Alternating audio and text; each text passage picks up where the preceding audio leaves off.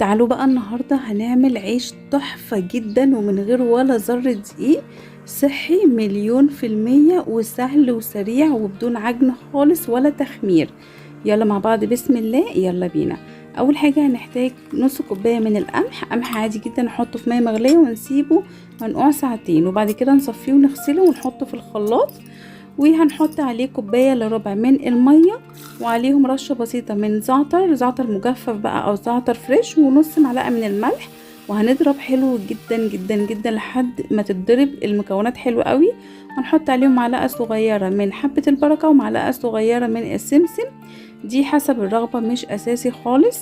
وهنسيبهم يرتاحوا كده 5 دقايق، وبعدين نروح نجيب طاسة ندهنها زيت زي ما احنا شايفين، وبعد كده نبدأ ننزل بالكمية بتاعتنا. طبعا يا ريت الطاسة تكون على قد رغيف العيش اللي انت هتعمليه، ونحط كمية معقولة من الخليط اللي احنا ضربناه مع بعض في الخلاط.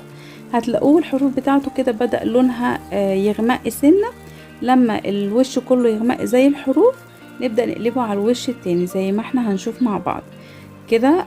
نبدأ بقى في الوقت ده نبدأ نقلب على الوش التاني، ونسوي بقى ونفضل نقلب من الوش ده للوش ده لحد الرغيف بتاعنا ما يستوي من الناحيتين حلو جدا، والنار تكون متوسطة مش تكون ضعيفة ولا تكون قوية زيادة عن اللزوم. ونفضل نقلب فيه كده، هتلاقوه في مرحلة من المراحل دي هتلاقوه بدأ ينفخ معاكم. حتى لو نفخ حاجة بسيطة انتوا بس تظبطوا كميته في الطاسة وتظبطوا النار عليه، يعني ما تكونش نار ضعيفة قوي، وهتلاقوه بينفخ معاكم زي العيش الطبيعي بالظبط من غير تخمير ومن غير اي حاجة. شايفين اهو ما شاء الله بدأ ينفخ معانا في المرحلة دي. حتى لو ما تنفخش خالص معاكم، هو يا جماعة طعمه خطير بجد، تحفة وسهل جدا، مش هياخد منكم مجهود خالص، ومن غير تخمير ومن غير عجن ومن غير اي حاجة. واحلى ما فيه ان هو صحي 100%، يعني لو كلتي الكمية اللي انت عايزاها منه مفيش منه اي قلق خالص، كله مكونات صحية جدا.